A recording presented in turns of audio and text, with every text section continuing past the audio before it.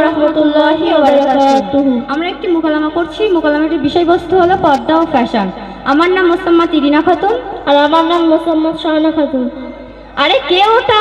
সোহানা? হ্যাঁ তো, আসসালামু আলাইকুম। কি ব্যাপার বোন, এই খোলামেলা পর্দা ছাড়াই সন্ধ্যেবেলায় কোথায় চলেছো? আরে বোন, তুমি জানো না পিফার মোড়ে ফাংশন হচ্ছে, তাই যাচ্ছি। নাউজুবিল্লাহ নাউজুবিল্লাহ, এই খোলামেলা পর্দা ছাড়া আবার ফাংশনে যাওয়া শরিয়াতে কঠোরভাবে হারাম। আরে রক্ত হারাম, যে তো বরকা পরে ভূত হয়ে বসে আছিস, আবার আমাকে বলছিস। আজকাল কিছু মেয়ে না একেবারে আনকালচার, শুধু পর্দা আর পর্দা, যত সব।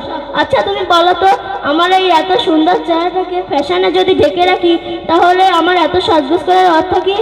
আরে আরে পর্দা করার অন্ধকারে ঘরের মধ্যে বসে থাকা একই ব্যাপার। আর বরকা খোলো, চারিদিকে দেখো, ঘোরো, আর লাইফটা এনজয় করো, এনজয়।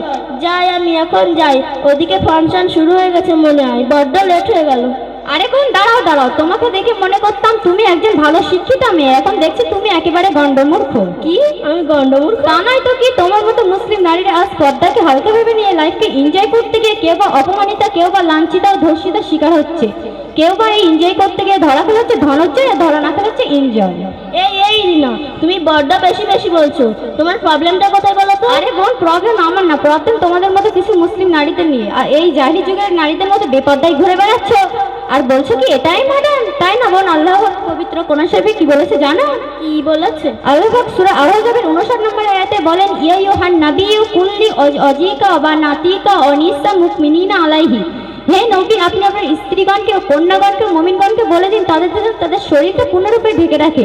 তাছাড়া আমাদের নবী সাল্লাল্লাহু আলাইহি সাল্লাম বলেছেন, আদা ইয়াসুল আদখুলুল জান্নাহ। যারা নিজের স্ত্রীকে বা কন্যাকে বেপর্দায় রাখে, পর্দার ব্যাপারে কিছুই বলে না, তারা হলো দায়ুস। আর নবী সাল্লাল্লাহু আলাইহি সাল্লাম বলেছেন, দায়ুস কখনো জান্নাতে যাবে না। সত্যি বোন, তুমি দেখছি অনেক কিছুই জানো, আমি না কিছুই জানি না। ওই দেখো, পাড়ার ছেলেগুলো কেমন আমার দিকে ড্যাব ড্যাব করে তাকিয়ে আছে। তাহলে দেখলে তো বোন, পর্দা না করলে পাড়ার দুষ্ট ছেলেগুলো কেমন করে তাকিয়ে থাকে, অথচ আমার দিকে দেখো কেউ ভুল করে খারাপ নজরেও তাকায় না। আসলে বোন, বাজারে কলার খোসা ছাড়িয়ে রাখলে মাছি তো বসবেই। কথাই বলে না, ব্রেক ছাড়া গাড়ি আর পর্দা ছাড়া নারী, দুটোর মধ্যে কোনো পার্থক্য নেই। তাছাড়া আমাদের নবী সাল্লাল্লাহু আলাইহি সাল্লাম বলেছেন, লজ্জাবিহীন নারী আর লবণবিহীন তরকারির নাই। এসো বোন, ফিরে এসো, তওবা করো, আল্লাহ পাক তোমার পেছনে সব গুনাহ মাফ করে দেবেন। সত্যি বোন, তোমার কথা শুনে আমি মুগ্ধ হয়ে গেছি। তো বোন, তুমি এত সরাসরি এদের কথা কোথায় শিখেছো? কেন বোন, তুমি জানো না? ফিফা আমিনিয়া ফাউন্ডেশন পরিচালিত মক্তব থেকে শিখেছি। ও তাই? আমিও আগামীকাল থেকে ওই মক্তবে পড়তে যাব ইনশাআল্লাহ। আসসালামু আলাইকুম।